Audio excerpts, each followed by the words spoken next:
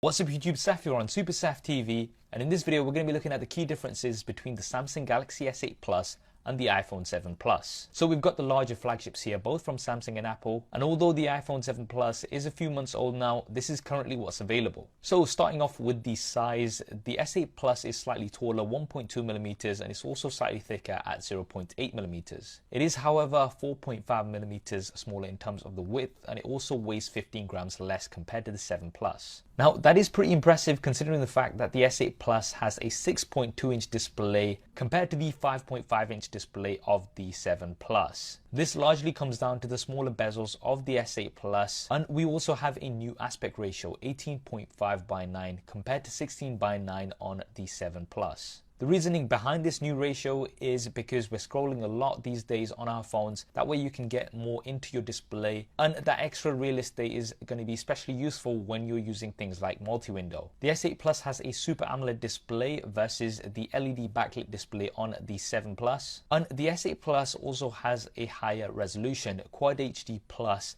compared to Full HD on the 7 Plus. The 7 Plus does have a full pressure sensitive display, so you can push down harder on certain icons and things to get more options. With the S8 Plus, you do have a pressure sensitive home button, but that is the only area that's pressure sensitive. Overall, I would have to give the edge here to the S8 Plus because of the larger display, the high resolution, as well as the Super AMOLED technology, which does give you deeper blacks and more vibrant colors. Now looking at the build of both of these, both of them are very premium. The S8 Plus has a metal frame with Gorilla Glass 5 panels on the front and back, which are curved on both sides. This and the fact that the S8 Plus is narrower does make it a lot more comfortable to hold in one hand compared to the 7 Plus. The 7 Plus has a full metal build and is still very premium, but it is the same design that we've had from the iPhone 6. Not much has changed other than the antenna bands and the few new colors that we have now. Design, however, will come down to your personal preference, and both of these do have water and dust resistance, IP68 on the S8 Plus and IP67 on the 7 Plus. Now in terms of the internals, the S8 Plus has the Snapdragon 835, and it will be the first commercially available device with this processor. And there is an Exynos 8895 version depending on where you're from with 4GB of RAM.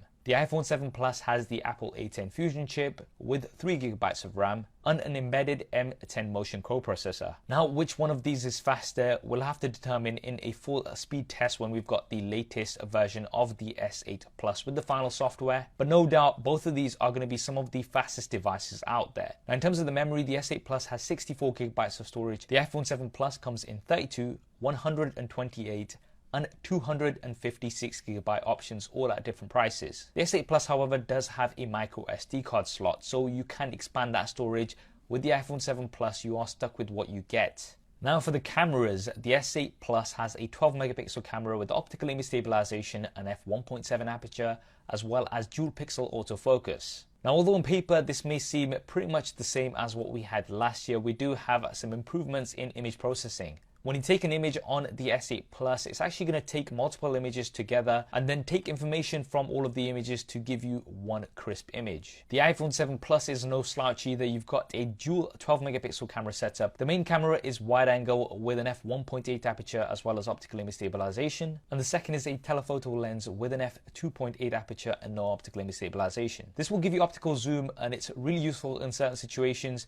And you also have a portrait mode, which is going to blur the background. Both of these also support 4K video, and the S8 has an 8-megapixel front-facing camera with an f1.7 aperture as well as face detection autofocus. The iPhone 7 Plus has a 7-megapixel front-facing camera with an f2.2 aperture. Now for the cameras, we are going to have to do some side-by-side Super Saf style camera tests, so if you want to see those, then make sure you subscribe and switch on notifications. And as soon as the retail version of the S8 Plus is available with the latest software, I'll be sure to do those. For the operating systems, you've got Android versus iOS, the latest versions on here. The S8 Plus does have Samsung's UI on top, which is going to give you some additional features because of that new aspect ratio. But with the 7 Plus, you are going to be getting those stock updates quicker compared to that of the S8 Plus. Now, which is better is going to come down to your personal preference. Both devices have a fingerprint scanner. The fingerprint scanner has now been moved to the back for the S8 Plus, and for the iPhone 7 Plus, it is at the front in place of the home button. You've got Samsung Pay on the S8 Plus versus Apple Pay on the iPhone 7 Plus, and the S8 Plus also has some additional security features such as an iris scanner as well as facial recognition. There's a USB Type-C connector on the S8 Plus as well as a headphone jack. And with the iPhone 7 Plus, you have a Lightning connector and no headphone jack. Apple do include a Lightning to 3.5mm converter inside the box of the 7 Plus, as well as Lightning earpods. However, this can be an inconvenience for a lot of people. The S8 Plus is going to come with earphones from AKG. These are going to be worth $99. And Samsung have said that they're going to be including these inside the box. For the speakers, the S8 Plus only has a single bottom firing speaker. The 7 Plus, however, does have stereo speakers, so for the speaker department, the 7 Plus does get the win here. On the virtual assistant side of things, you've got Siri on the iPhone 7 Plus, and on the S8 Plus, you have Bixby. Now, Bixby is the new advanced assistant that Samsung have introduced. And as well as voice assistants, it also has vision. So you can take pictures of things such as a book or a QR code, street sign, etc. And it's going to help you find information about those things.